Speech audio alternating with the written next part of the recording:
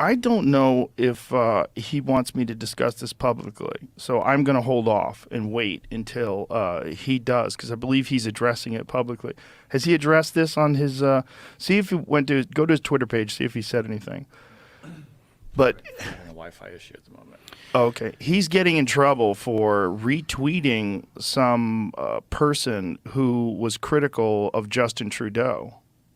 And the whatever board of psychologists that they have in Ontario is bringing him in for disciplinary discussions, and I think they're having some sort of they want him to be involved in some sort of a class or some sort of a thing. Here, I should just read it.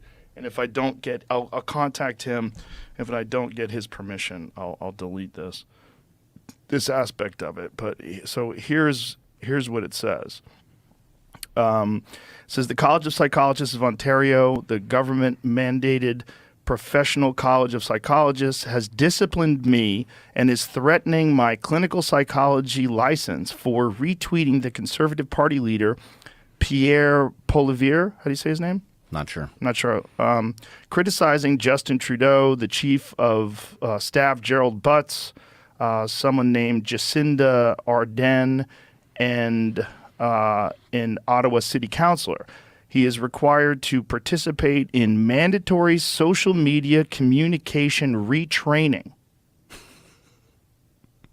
to modify my objectionable behavior, which I absolutely refuse to do. So they'll go to the next step, which would be an in-person disciplinary hearing, with my license on the line. I'm going to make all this public this week. If you're interested, take a look. Canada has given over to the commissars, something I thought I'd never see in my lifetime. Happy New Year.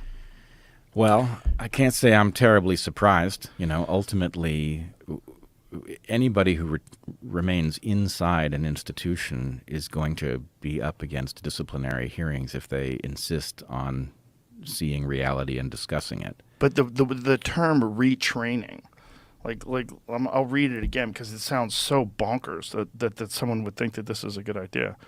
That this term is so crazy that he is going to have to participate in mandatory social media communication retraining.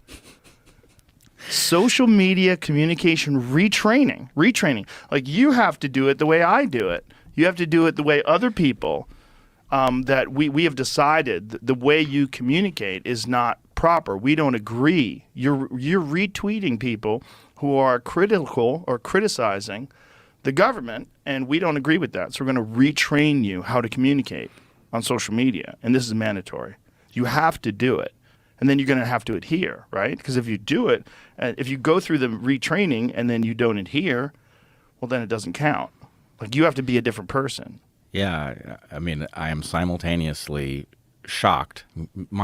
Myself from 10 years ago is absolutely shocked. Yeah. Myself that has lived up to this point through the last 5 years is not shocked.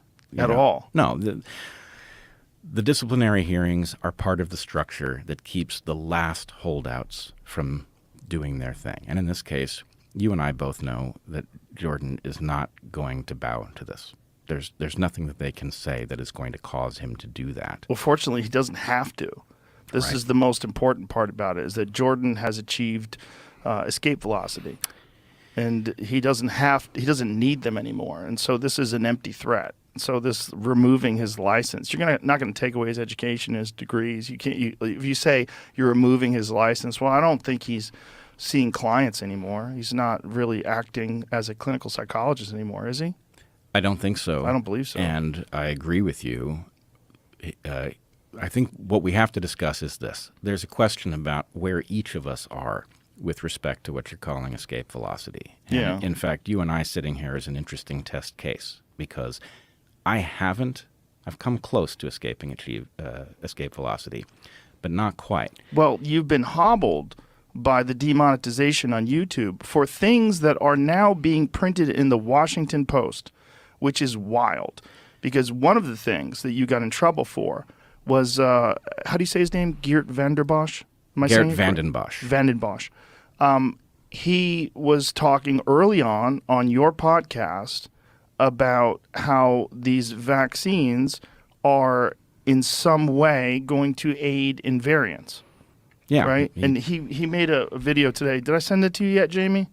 I don't think so. I'll send it to you now, because he made a new video that's quite chilling, because he's been very accurate about what he said up until now, and he made a new one yesterday. You have to airdrop it. I'm not going to get it. Oh, okay. Oh, really? I'm literally having, I'm trying to talk to the IT guys now. Something's wrong with our network. Oh, no. Can I text it to you? It won't work? I need my internet on my computer to get that. Oh. Okay. You could text it to me and I could airdrop it to myself. Yeah, try that. Okay, we'll try that. Hang on, please. Copy link.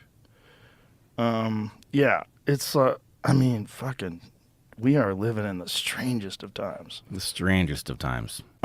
Because when you're ignoring, like, if you talk about the Great Barrington Declaration, you're ignoring virologists and epidemiologists and their expert opinion on things. Top flight. Yeah, and then actively talking through emails, openly talking about publicly discrediting these people. Well, there are a number of topics we need to talk about here, but one of them is this clear pattern where those of us who have achieved some kind of immunity to their control speak about these things. We pay some terrible price. We get slandered on our Wikipedia pages and elsewhere, but we persist. And